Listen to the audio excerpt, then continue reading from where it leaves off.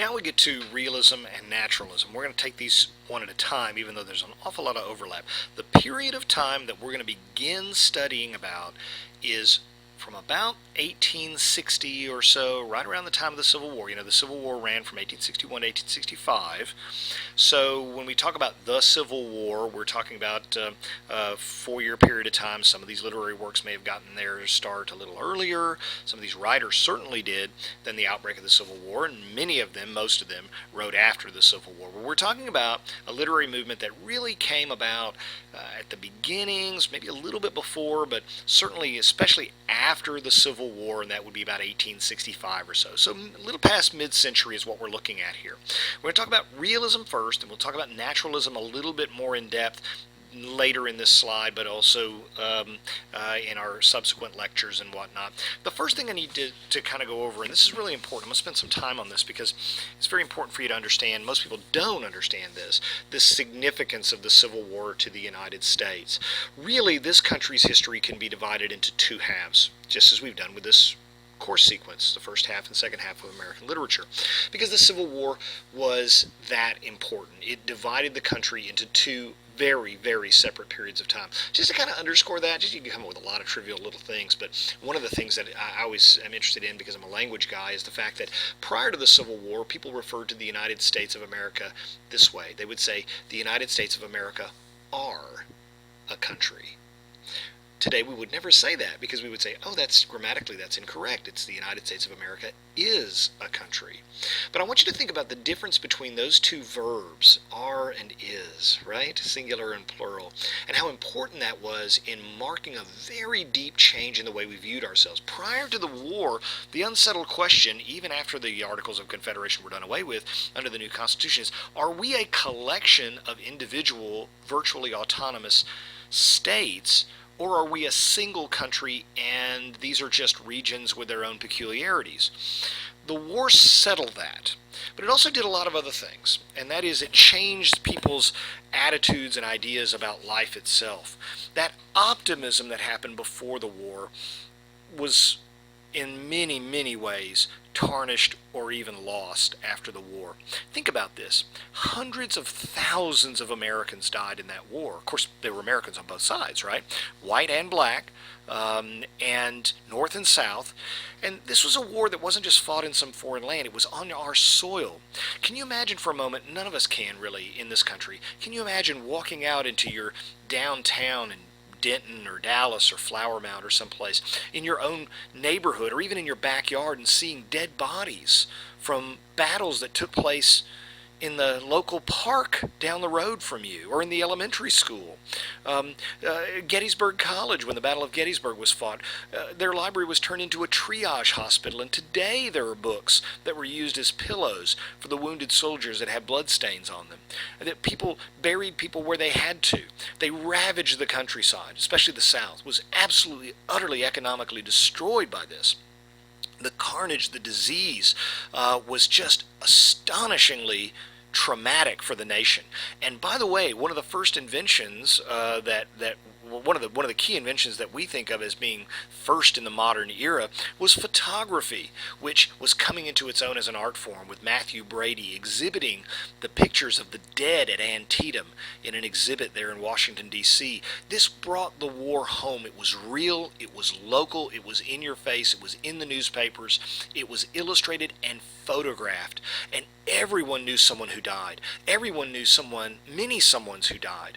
Disease, poverty, injuries, combat, everything you can imagine. It was the most devastating and traumatic thing that ever happened to the country. And those who saw it as young people, both male and female, whether they were in the service or not, those who saw it, it changed their view. You had grown up as a young person in this country thinking, America's this perfect country. We're all about being good and kind, and nothing bad can happen to us. God loves us. God loves our country. God has created this country for us to do this wonderful mission to improve the human condition. And now they look around and say, my God, what has happened? What happened to the dream? What happened to the vision? Look at this horrible, horrible, nightmarish war. No one thought the war would last as long as it did. It went on for nearly 4 years, over 4 years, and most people thought it would be done in short order. Southerners said, why, one Southerner can whip 10 Yankees so they'll all run and tuck tail and they'll be done with this in a couple of months. And the Northerners said, we have so much industrial might, we'll whip them in no time. They'll give up. They both underestimated each other's will to fight. General Sherman was actually nearly locked up in an insane asylum when he argued that this thing was going to take a long, long time. His friends thought he had lost his mind before the war broke out. He said, if this goes to war, it's going to last for years. And everybody thought, he's crazy. He's absolutely lost his mind. But he knew because he lived in both the North and the South, and he knew what these people were like and how long they were going to drag it out. Anyway, that is a very important aspect of the whole change in mentality. We weren't a sinless, spotless country. We were a country that was capable of inflicting tremendous self-destructive power upon ourselves. It was a country where we had taken the cruelty of slavery and been in denial about it and had kept millions of people in bondage and not solved that problem, not ensured the blessings of liberty for everyone. So on the one hand, it was a very dark thing. And for the rest of these people's lives, it changed them. It changed the way they viewed their fellow man. It changed the way they viewed their government. It changed the way they viewed what was to become of them. Imagine, it's an agricultural country where maybe 85% of the population grows crops. How do you do that when you're missing arms and legs because you came back from the war and you lost your arm and your leg? Amputations were rampant.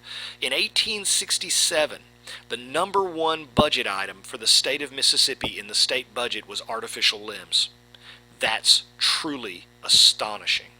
There were towns where all the young men were gone. They were gone. There were no men from age 15 to 45 or 50. There were no young men. And so young women grew up without an opportunity to meet the right fella and marry, and all those dreams that you might have about, well, I'm going to one day have a nice family and I love children, I'm going to have children, none of that. Not going to happen. Not going to happen because all those men are gone. They're gone, every one of them. Young men who said, I'm going to go back to the farm and I'm going to raise crops on my dad's farm. How do you do that with only one arm? Or how do you do that without any legs? It's very, very shocking what happened to the country. The destruction and devastation was just unbelievable. A whole generation of young writers were, at the time, very much involved with the journalism trade. And the important thing to remember there, people like Mark Twain, Samuel Clemens, William Dean Howells, Henry James, these people were writers for newspapers and reporting on this and saw all of this. And so that was a huge thing. Immediately after the war, they're dealing with immigration. Huge numbers of people from all over the world are pushing into the cities. People are moving from the countryside to the city. It changes the way Americans perceive themselves as this sort of agricultural paradise to now a country that is filled with all different types of people. And what do we do with that? And how do we assimilate those people? And do we have shared values? What do we have in common anymore? Jefferson's view that everybody's going to have 40 acres and be agricultural clearly is not going to be the case. We're going to become an urban nation and an industrialized nation. And what is that going to do to that view, that vision that founded the country that was based on individuality? Am I now just a piece of a machine, a piece of some vast urban industrialized complex? And what do we do about the fact that wealth is being concentrated more and more in the hands of a handful of incredibly powerful people? We talk about the wealth divide today, but you ain't seen nothing until you've seen how much money a Rockefeller or a Morgan or someone of that nature had at that time relative to other people.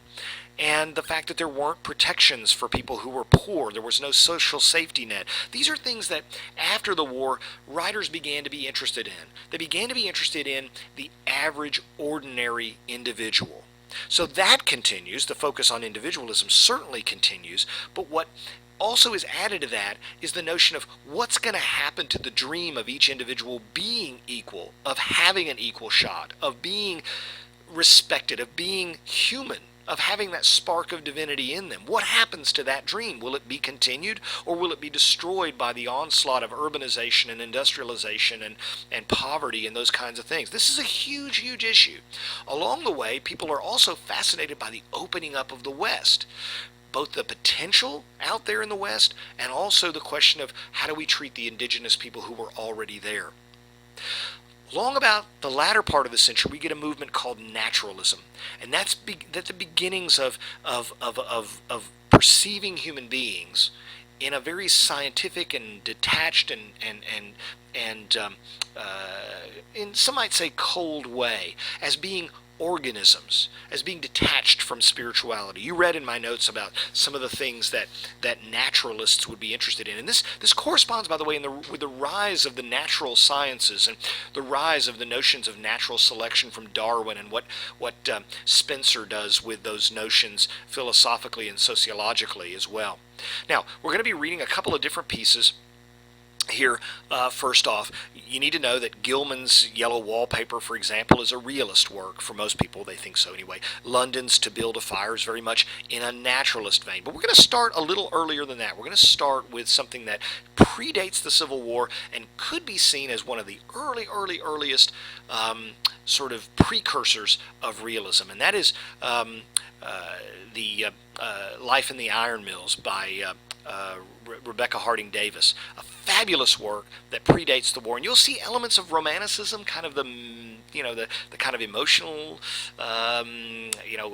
flowery language, but a very gritty, real subject, and that is industrialization. So we're going to be reading some of that material, going to be reading several of these guys. Try to think for yourself as we go through there. Do I think this person's writing more as a naturalist or a realist as we get a little bit further along? Read and consult your notes for this lecture, and as we go forward, see if you can sort of spot the realist elements in a piece, or maybe even the naturalist elements in the piece. But we'll start with Davis's Life in the Iron Mills as one of our first things. There's no quiz for this particular lecture, but I do want you to introduce yourselves on the discussion posts.